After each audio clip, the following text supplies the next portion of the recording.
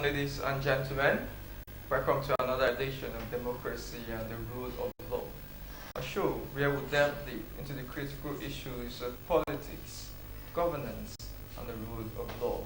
In today's episode, we'll be looking at three important topics which have gained traction within the week.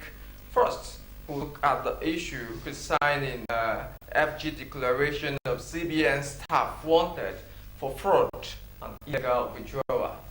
If you followed the news within the week, you would be inundated with the news that some staffs of the CBN connived or conspired, to forge the former president's signature, in some document, to withdraw some huge sums of money from the CBN vault. We'll look at that in the course of this episode. I will also be looking at the proposed parliamentary system of government that will be proposed by some legislators, and it has already gone past the first reading at the House of Reps. Finally, we'll also look at the issue concerning the recent signed agreement by the Minister of Trade and Investment, which purports to allow UK licensed lawyers to practice unhindered in Nigeria. We already have our guests seated. Fortunately, we have a full house today. We have our guests seated in the studio to help us, make sense of some of this issue. So we'll go on a very short break. When we return, we'll introduce our guests who are already seated in the studio. I remain your host, Barrister Kenneth Wimo. Stay tuned. We'll be back very shortly. The constitutional alteration bill on the floor of the House, making a move to end the current presidential system and revert to the parliamentary system previously used in Nigeria's First Republic, did so because of the progress recorded during the First Republic compared to the current socio-economic malady ravaging the country. A return to a parliamentary system of government is not in any form a restructuring arrangement. If at best is a change of a system of government, which we have practiced in the past, and for reasons that are obvious, we moved to the presidential system of government. The presidential system of government has its own advantages and disadvantages, just like the parliamentary system of government. To be calling for a return to a parliamentary system of government at this time, when there are other pressing issues affecting Nigerians, challenging their daily existence, insecurity everywhere, that should be the main business of the national assembly, I think is diversionary. It's a legitimate call. Also, because it is being, it's a call at the behest of present members of the National Assembly.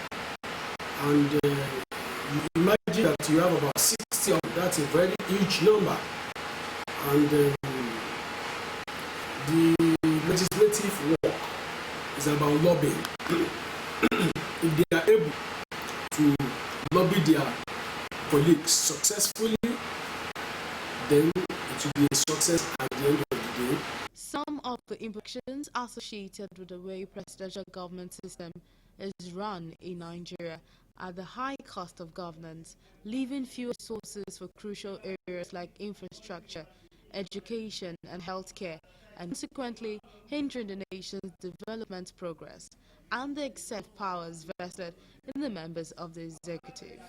To the presidential, what is currently wrong with the current arrangement is that we have a group of political elites who are not only greedy but insensitive, such that the cost of running, the government has become so humongous and biased the world over. So if we are really talking about restructuring, what we need to be thinking about is how to return representation to a prime business. Most of the legislatures, they don't go to the National Assembly. You see the seats empty, and yet the allowances are skyrocketing. Parliamentary system whereby almost everything you do, you are still doing it as a member a member of the National Assembly, as Prime Minister, as a leader. So in that wise, it is cheaper, it is less cumbersome, it is less rigorous, and it shows some form of accountability. The president accounts to nobody in practical sense, as we have it now. But if it were to be if he were to be a member of the legislative arm, questions will be asked. They will tell you what they want and what they don't want, and it's easier to reign on the president, on the prime minister rather, than the National Assembly. It's going to be too difficult for the present National Assembly as constituted to reign on the president. Though there are checks and balances, but it is not as in the parliamentary system.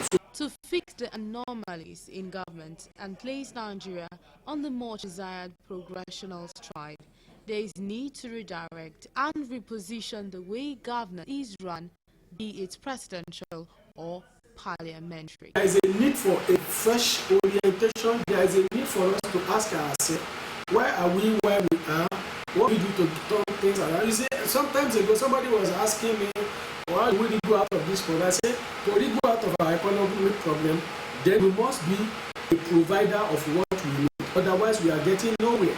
We have a country that you can't boast of any able company. Ajakuta steel is gone. Alaja steel is gone. Oshoboroni mill is gone.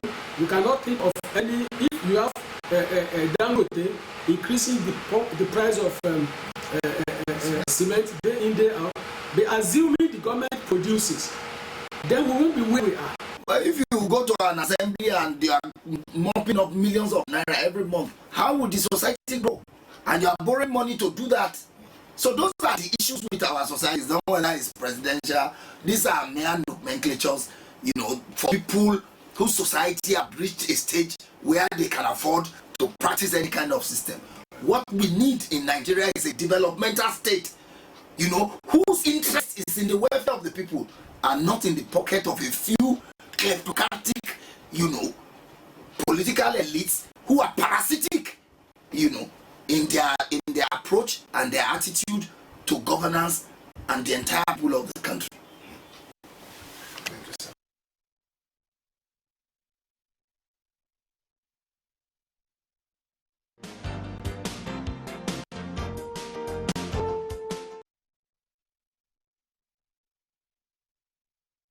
Welcome back. If you are just joining us, you are on to your favorite program, Democracy and the Rule of Law.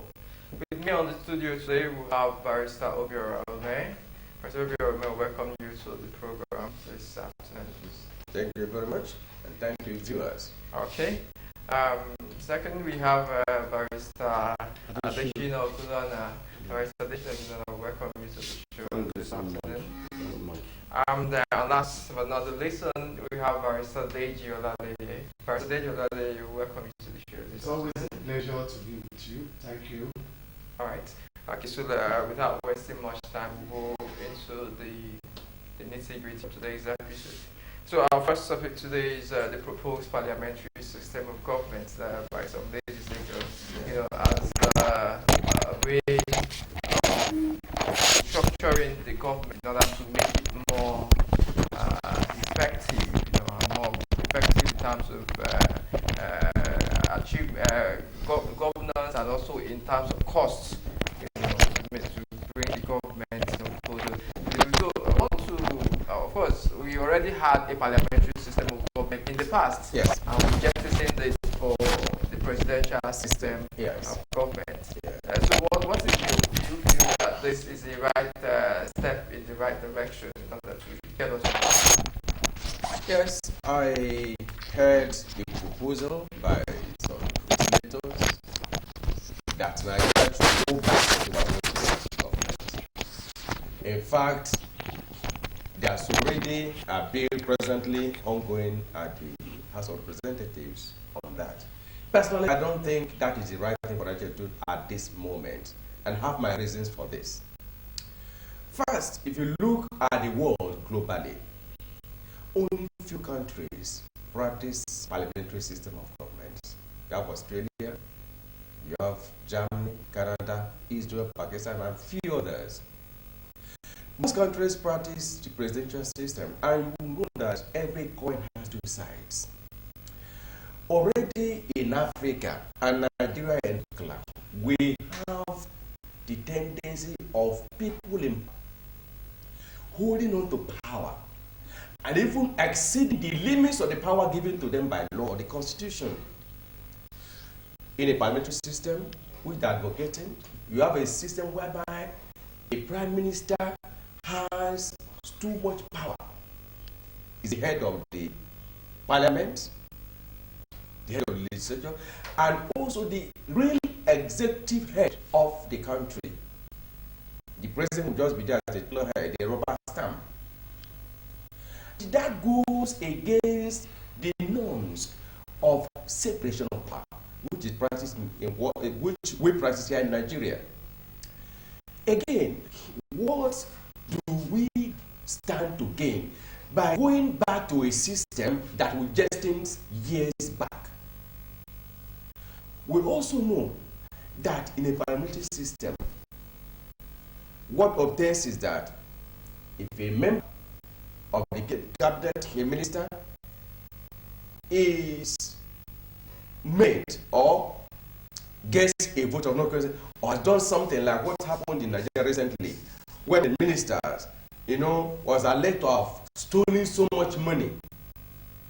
In a parliamentary system, all the ministers must resign because there's collective responsibility. We stand together, we fight. That's what happens in a parliamentary system.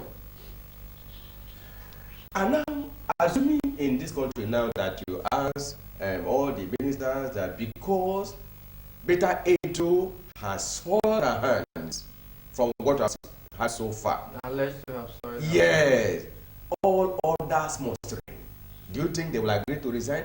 The politicians who have in Nigeria today will say because that they will all go home and start looking for other jobs. The answer is no.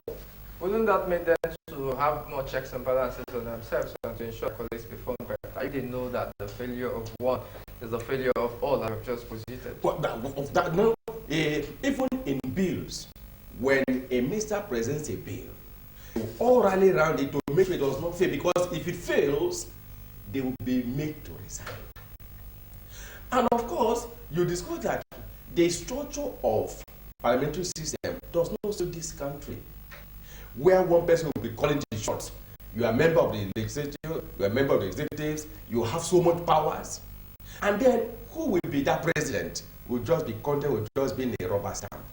Okay, so Barrister Attitudinal, thank you for that point. Of course, we are still on this issue of parliamentary. We have had a parliamentary. I wouldn't know if you experienced the parliamentary system of government. We had it. You were still young. How do you? So we've had a parliamentary system in 1960 to 1963 for 3 years, before it was jettisoned, and now we want to go back to it. Do you think that is the right step in the right direction?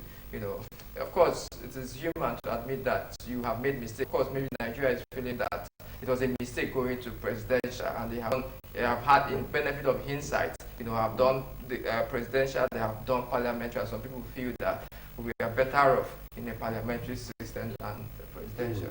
Thank you. I want to first say that the parliamentary system of government in Nigeria was not jettisoned in 1963. It was aborted, firstly by the military in 1966. By 1960, I was already born. And so if Nigeria who experienced parliamentary governance, I am qualified.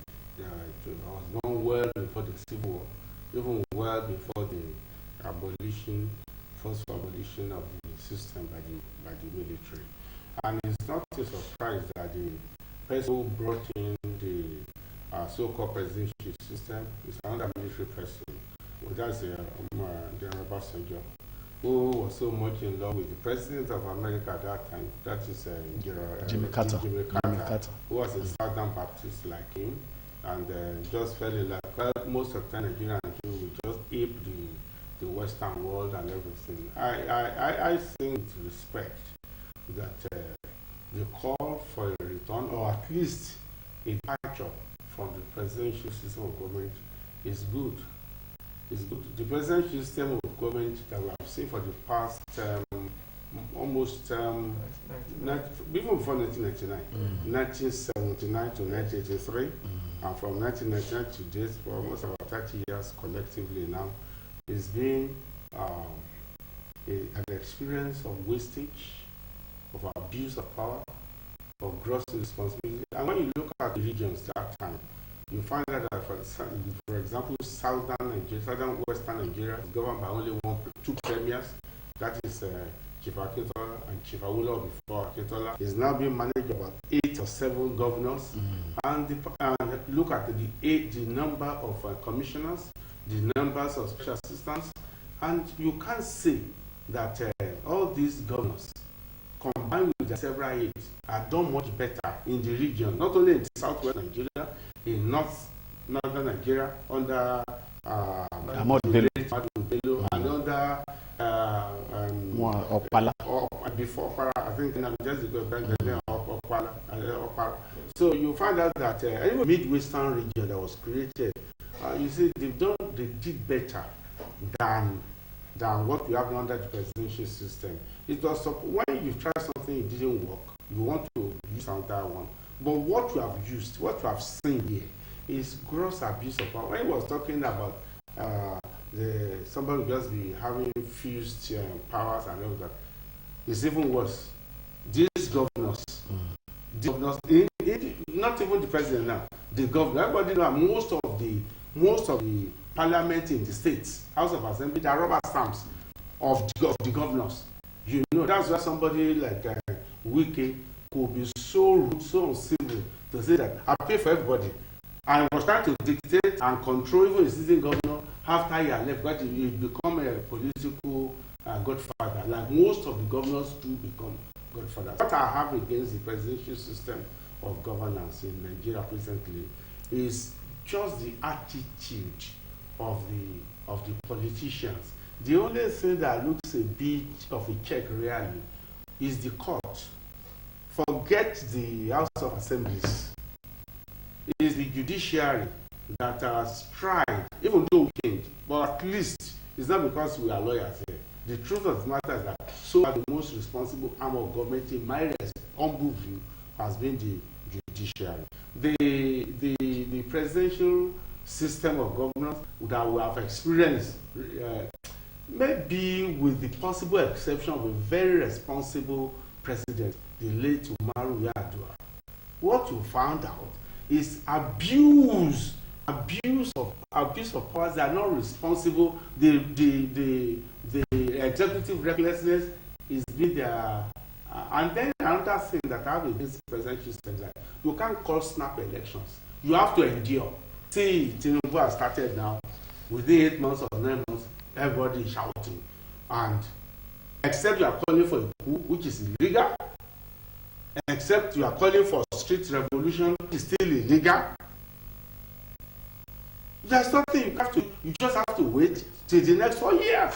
In the context of if you are talking of constitutionalism, but for parliamentary, yes, you don't have to wait for 4 years. If your policy fails, and we can see it, Prime Minister must resign. When you resign, a new government is made, is formed, and that is a very good, positive aspect of parliamentary election. But for me personally, I would want Nigerian thinkers and politicians actually to want to fashion something to adapt to the reality, socio-economic, cultural reality of our people, and not be aping foreign models.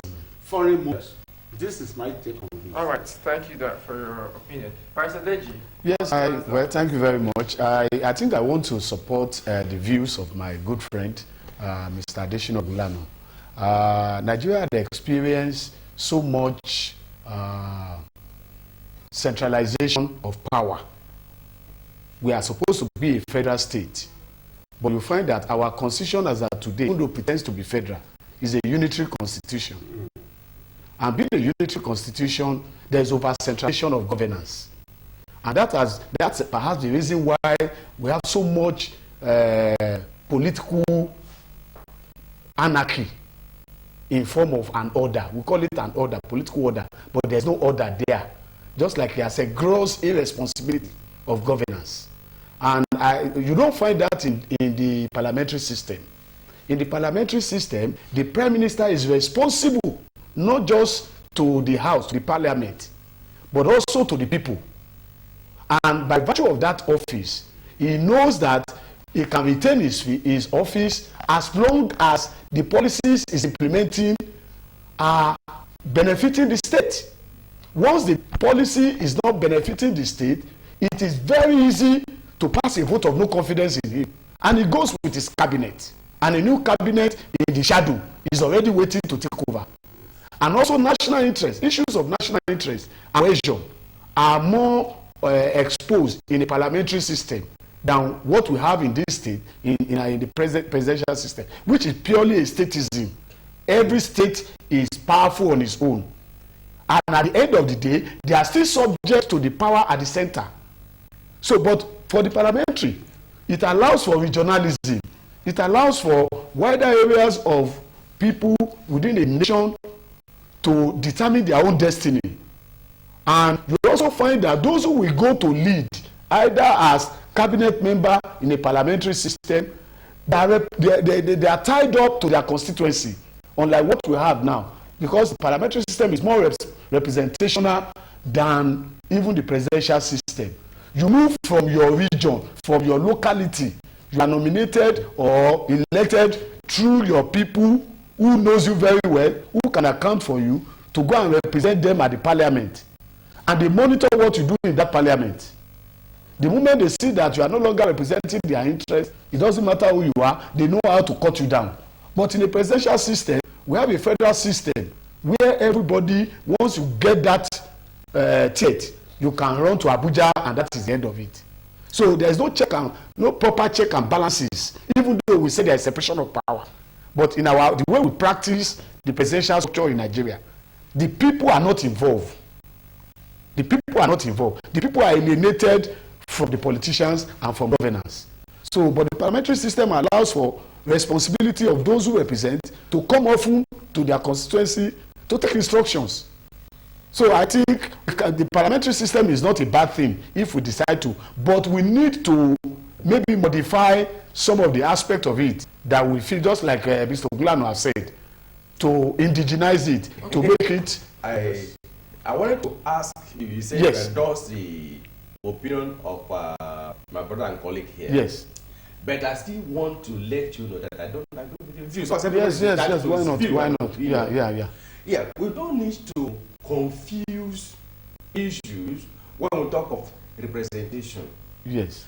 What I know is that we claim to have a federal system of government. Yes. But we don't have true federalism in Nigeria. So that's what I've said. Now, since we don't have true federalism, that is not a reason to now say that the presidential system is not good. No, what I've said. Just hear me out. Yes. What I've said before now, and which I still maintain, yes, is that what we need to do in Nigeria is to have true federal structure, true federalism, because that is the energy, that is the solution to what we have today. You talked about over-centralization of power. Yes. Yes, because we have unitary government in the gap of federal government. Yes. What we need to do is to go back to true federalism. And that is, one, we have a central government, a federal government, that has its police, its court system, its structures. We still have the regions or states that will still have their various courts, state police, and other structures. Just like we got this from let me just yes. We have in United States of America where we borrowed the presidential system. Yes. You discover that in America they have the central government, yes, that has the federal police, You see how police in the states that make up America, you still have courts up to Supreme Court in diverse states that make up America. That's what we need in this country. Well, but if you look at let me say this. In Nigeria, yes, we just practice unitary system and call it federalism, which is not. Now, you look at that. In Nigeria, what they do is governors gather in Abuja and share money, allocations. That's not what we need. Okay. We need states that will take their affairs into their hands and ensure that they develop at their rate, and that's what happens. Now, let me say this. One of the benefits, what that I mentioned, you have made a point. Let me also continue. Yes, I will see you. Yes. One now. You discuss that in Nigeria today as well as we know that you have the case that has ended at the Court of Appeal, and you feel you still need to go to Supreme Court, but because there's only one Supreme Court in Nigeria and it's there in Abuja, your client may not be financially able to go there. He will not end with what he sees as perceived injustice. Why don't we practice federalism where there are Supreme Courts in various states of the federation? Now, let me tell you one of the problems with that point you are making now. Let me make a point there. You now tell me why. Yes. Now, you discover that when we have Supreme Court of the various states, then you have real access to justice. Nobody will be denied justice, maybe because he cannot afford to travel to Abuja to get his matter heard. And nobody denied justice because there's delay in dispensation of justice. We say delay is denial. And we know that presently at the Supreme Court, cases last for donkey years, 20 years, 25 years, for a matter to be determined at Supreme Court. That would be a forgotten story if we have Supreme Court in the state. Let me make a point. I have a point to make. Now, you see, one of the problems with presidential system is that you have excessive proliferation of structures in a presidential system. Now, imagine where in America today, where you have over 50 something states, over 50 states. In a parliamentary system, most of those states will have been aggregated into a region, all right, that has a superstructure of its own. Like during the First Republic, we had only 3 regions before it was turned into four. The same country was divided into 3 regions. We have the North, we have the East, and we have the West. And then the Midwest came in. And every one of them has, just like he's saying, the Supreme Court is saying, we have the Federal Supreme Court, different from the Supreme Court of Western Region in those days. Now, the Western Region has its constitution. Yes. To the point that even to an extensive level, it was so autonomous that even the Western Region has embassies in the UK. Of course. At that time. That is what we need. So the parliamentary system, the presidential system, the presidential system duplicates these structures in so many will proliferate it. No.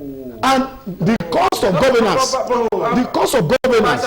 Yes. We talk about proliferation of structures. No, what I'm saying is that the presidential system, the presidential system allows diverse. Yes. And with different culture and ethnicity. Yes. Wouldn't it be better that we practice a system? No. Yes. Let him come. Let him come. You see, when we say that we are so diverse, are we more diverse than Soviet Union? Some other countries. Oh yeah. Even the US that we are copying, that's a multiracial state. Multiracial, not even multi-ethnic, multiracial state. The idea is this: we are not yet prepared to transform into a nation state. Not impossible. If you reflect, look at even the Midwestern region that you talked. Up to today, the idea of old Bende still exists among the people of that consider that time. Delta and Edo.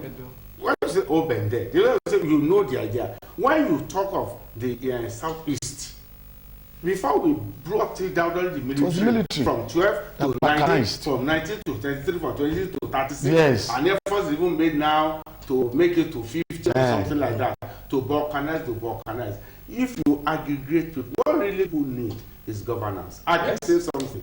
We are in this Lagos.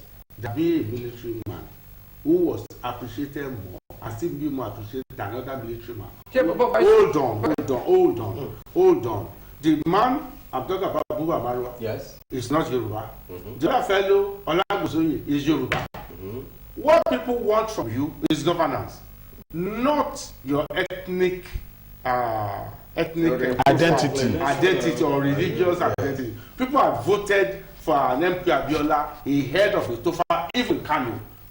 You understand? So what I'm trying to say is that and when you find people like the late Amadou Bello, when you say the idea of one North, monolithic North, that man perpetrated it. There are so-called minorities, he still tried for them. Yes. And in the West, up to Sapele, if you talk of West from here to Sapele, you still find people who say, everybody benefited, that guy tried for everybody in his region, and followed by Ketola too. What you are saying is this: a system of government that you had one person ruling an area, and now 7 or 8 people are ruling the same area and no benefit. With no benefit. They've gone more cancerous, and it's not just a system. As I said, it's not just a matter of even changing system. It's the quality of politicians that we have now. It's the quality. But one thing that is very, very advantageous about this parliamentary system is that government doesn't have to wait for 4 years. Yep. See, before it can dissolve, Yep. it doesn't have to wait for. But I wanted to ask, I know you mentioned Lagos in your analysis. Yes. And I wanted to bring the fact that Lagos have like 50-something LCD against the number of local government, and it has been effective. You have to get, let me tell you. Mr. Bola Ahmed Tinubu, or the Jagaban, when he was governor, was with the sharp input of a brain like Yemi Osinbajo, was trying to be very, very, very ingenious, and yet the federal government opposed him. Even now that has become the president of Nigeria, the thing has not transformed the local government. No. Hold on. LCDAs. You understand? LCDAs, not local government. They have severe constitutional drawback in the states. This is the truth. And I'm telling you that, look, when you have this type of politicians that we have, the system of governance will not really even matter. They are, like he was talking about accountability, or maybe it was one. These politicians are not feeling accountable to anybody. So even if you transform to from parliament so-called presidential, which is not presidential, it's monarchical. It's monarchical. It's not even presidential. It's monarchical. Despotic. Not even presidential. Even with our constitution. The constitution is even a contribution. The constitution was made by the military and is a fake. We the people of Nigeria. Nobody, Abacha did not consult people. Nobody. It was they, like Obasanjo before him in 1999, that imposed this document on the people. You understand? And I want to salute the members of parliament or members of the House of Assembly who are trying in their own way, in their own little wisdom. It's better to make an effort and fail. You should have to appreciate them, because everybody feels hold on. Everybody feels disturbed about what is happening. This presidential you are talking even has aspect of a parliamentary system. Even the US, who is the head of Senate? Yes, the head of Senate in America. It's the vice president. Does that obtain Nigeria? Now, let me tell you why pure federal structure. And it's not elected into the House. We need. It's automatic seat. Do you know why Nigeria What do you say, sir? What we need in Nigeria today is to have a truly federal structure, and that is the solution. I'll tell you why. The problem what is the federal structure? What is the federal? You are talking about federal structure. What's the federal structure? A true federal structure. Is regionalism not a federal system? Hold on. A true federal structure is where there is a central government with its own portfolio, then the states or the states with the components. Yes, the component states with their own, independent of that of the federal. Yes. You understand? Yes. For example, at the state level, you have the courts, like I said earlier.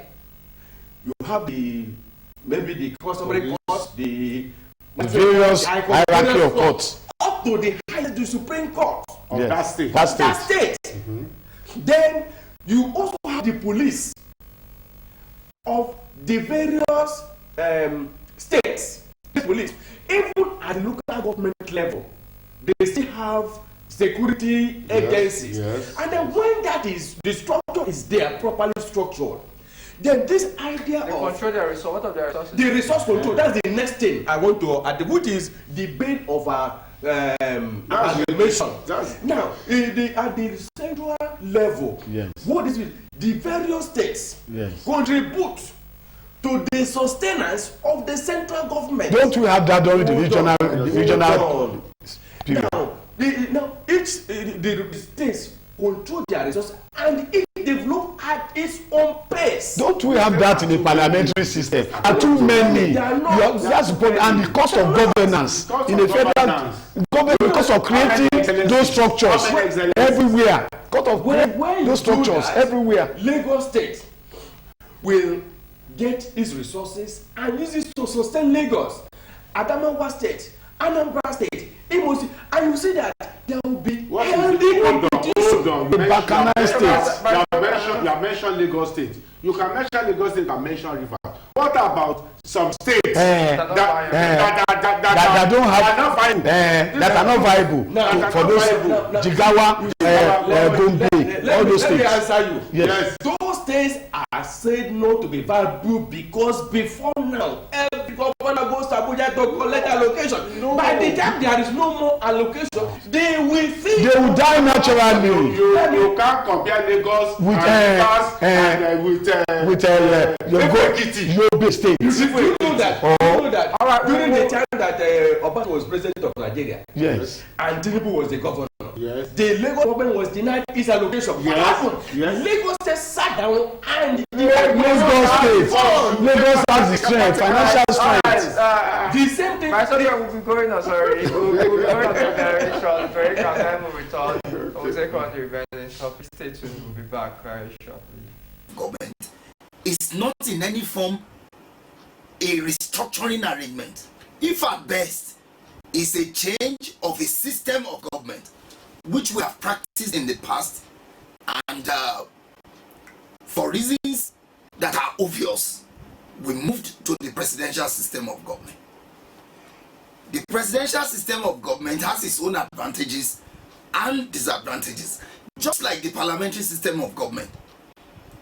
To be calling for a return to a parliamentary system of government at this time, when there are other pressing issues affecting Nigerians, challenging their daily existence, insecurity everywhere, that should be the main business. In the members of the executive. To the presidential. What is currently wrong with the current arrangement is that we have a group of political elites who are not only greedy but insensitive, such that the cost of running, the government. Welcome back. If you're just joining us, you're on to your favorite program, Democracy and the Rule of Law. Okay, so Barrister Attitudinal. Yes, we were inundated within the week about the issue tying the CBN staff who were alleged to have withdrawn some huge sums of money, specifically $6.2 billion, from the CBN vote by forging the signatures of former President allegedly, yes, President Buhari. And they have been declared. And Boss Mustafa. Yes, that they have been declared wanted. So what does this revelation portend? How do portend to the future of the country? If they believe the highest office of the land, and the highest, the apex bank of the nation, this kind of fraud can be perpetrated with the signature. Alleged fraud. Alleged fraud. So what does it portend? How do the outsiders, how do foreign investors I'm laughing. You're right, brother. When the water pass crying, you laugh. You are talking of a tragedy. You are talking of an incredulous, only in Nigeria. You want to tell me that some people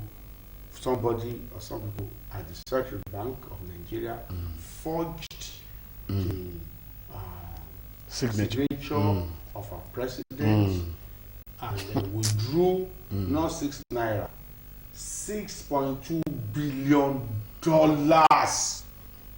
and the president was not aware. The Economic Council headed by the Vice President was not aware.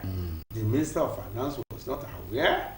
The Central Bank Governor, Deputy Central Governor was not aware. My brother, this one is collabo. Story. I don't want to say Tales by moonlight. If it happened, you can be sure that it was perpetrated by an organized crime. Organized crime at the very top echelon of government. I cannot even excuse the president. Although Buhari had the reputation of being deaf, blind, and dumb. This is the truth now. Every guy didn't know. Is this happening? Even when they took people from his hometown, Katsina State, while he was on vacation. While he was on vacation in that place, he did not. So, people, when they made failing, he said a city central governor bought vehicles. A sitting president, a sitting governor of Sarah wanted to run for his office, for the office of president. The president did not know. If he knew, he did not act. He sent a particular IGP ordered to go and do something. When the man did not go. The president did not know. So I can tell you that look, it's deliberate. It's organized. They are looking for 4 guys. People to blame with these small fries. Just like this drug baron. You never scapegoats. You never catch the barons. It's the mills, the trans traffickers, the small people. That's what is happening. What ought to have been done now is that people should be executed. The laws, don't flinch. The laws should be this $6.2 billion. $6.2 billion, my brother. This is horrible, and they want us to believe that it moved. No wonder the present government must be in serious trouble, because instead of handling these people with iron fist, including the president, he couldn't do it. Likewise, President Buhari couldn't touch Jonathan. You are now looking for some people took 400 million. I've forgotten the name of that minister. That one in something. That's the kind of people they were looking for under Buhari. They couldn't catch Jonathan himself and deal with him and make them to touch this money. 6.2 be up to how all those cash. All those there's people they call them these authorities. There are authorities the gatekeepers. There are so many of them in the security finance layers. How did this kind of a thing happen? And where was the money taken to? And you now say the person disappeared, they are looking for them. Stop calling us fools in Nigeria. We know we are momo, we are quiet people, but now taking that they are looking for somebody, things disappeared, they are declaring somebody. What you say? You seen the thief. You just refuse to catch him. Your child is not a launderer, and yet that is a clothes laundry man, and he's bringing a lot of clothes in. And you are saying, who is the thief? You know the thief. This government is not serious. They know who to catch. Yes, I want to say that. It's not abnormal. No, what has happened? Partners look at us, with all the. Yes, what I forget about foreign partners. Let's look at ourselves first. This thing has been on for many years. Yeah, we are talking about foreign direct investments. Don't worry about that. Don't worry about that.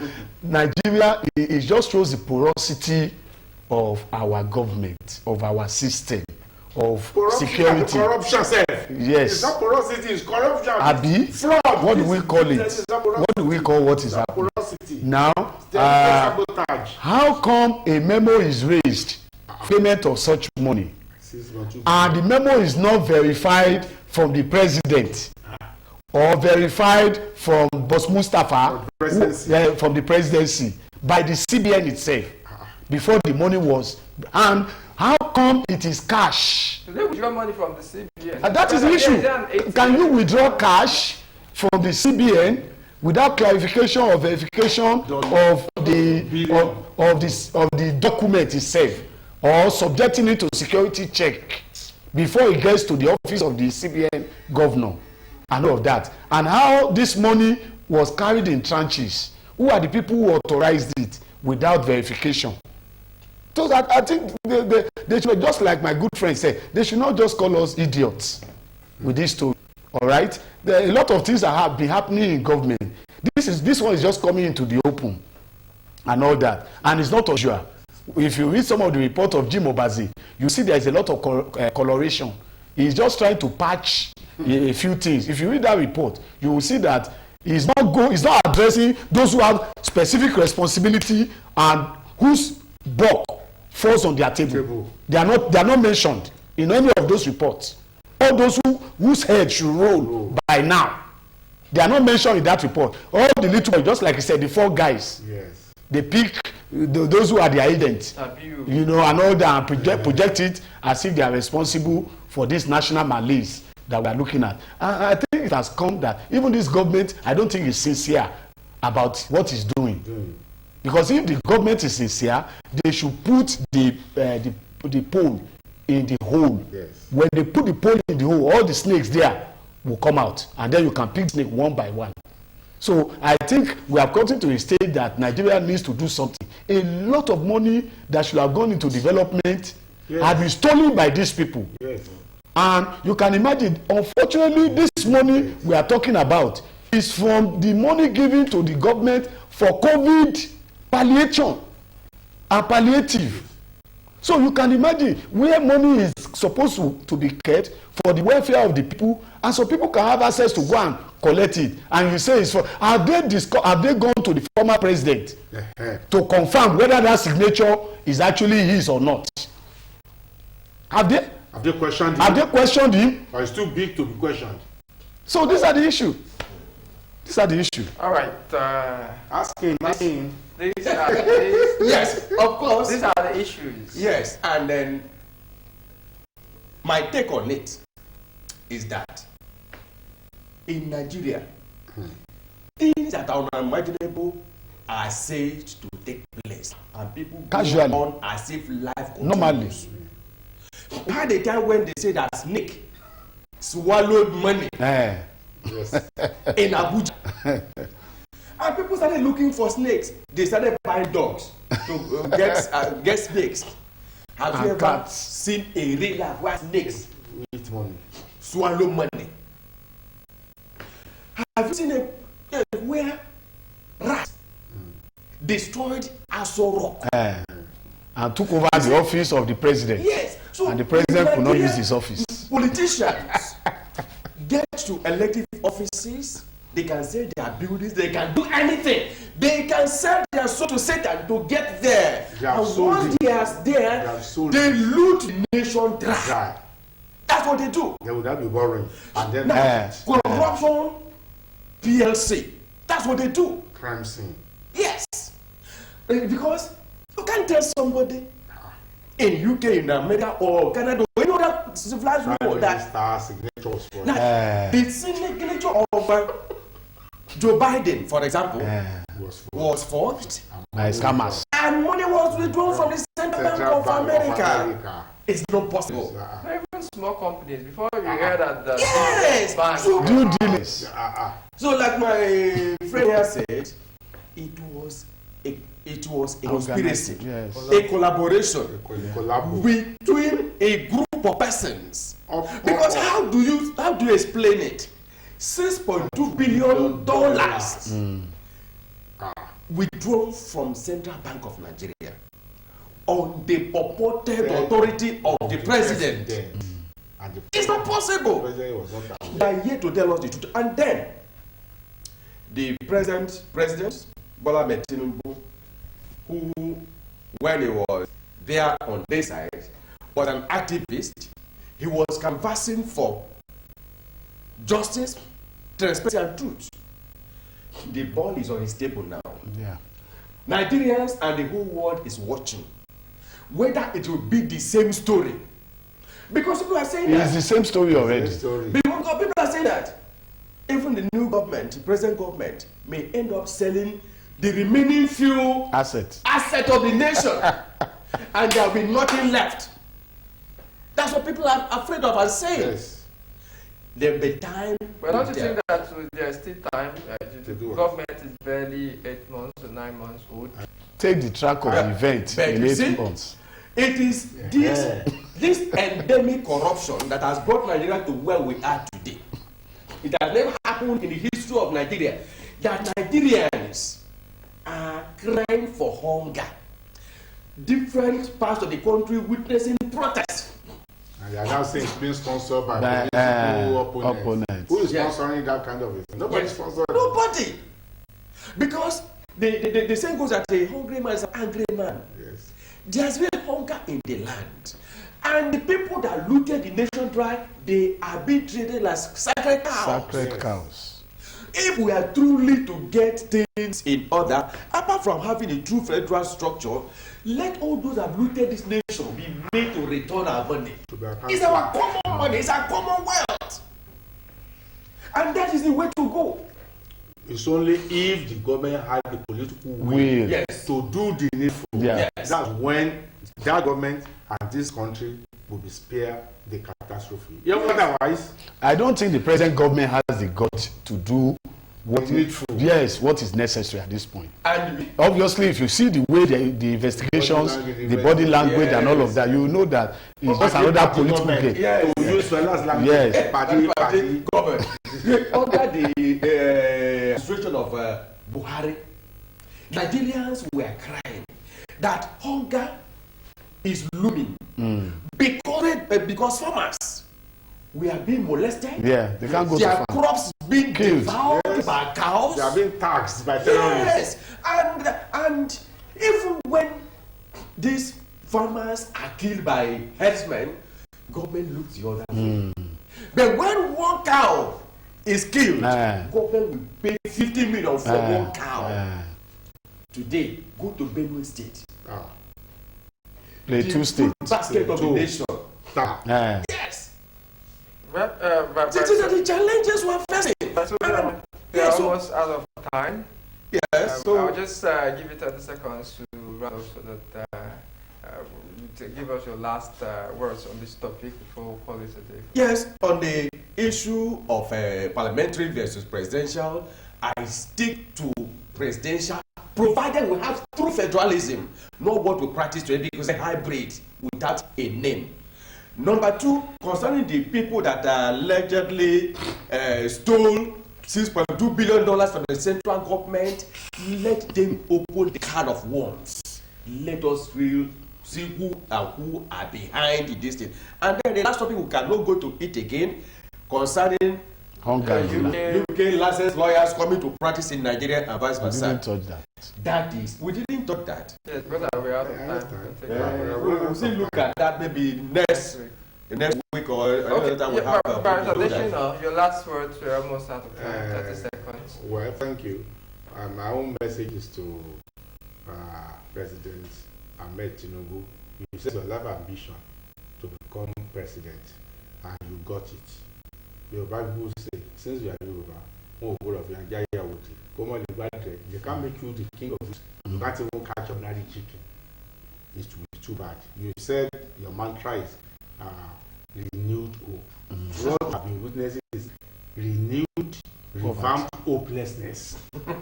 So, over to you. If you want your name to be redeemed, because your name is already battered, if you want it to be redeemed, find the political will to deal with the responsibility of the office you have sought for all your life. Thank you very much. Well, I want to say that for me, the parliamentary system still gives the best hope for a nation like Nigeria, because it allows for people to develop at their own pace, So and also allow for that's the federalism we're talking about. large-scale regionalism and all of that. All that my good friend said about federalism are included in a parliamentary system, and there's an internal self-check system in a parliamentary system. And also on the issue of corruption, if nothing is done to those who should be dealt with, will end up creating a norm for corruption, which will eventually lead this nation to its depth of abyss than what we used to experience. So, just like my good friend have said, the president needs to sit down and look at people's face and step on people's toes to be able to do it. Otherwise, his government will collapse along with those people. All right, thank you very much, able guests. Viewers at home, this is where we draw the curtain on today's edition. Of course, it is time for those who have been elected into various offices to sit up, and do the needful. We'll be back same time next week, and do not forget to follow us on all our social media channels. Thank you.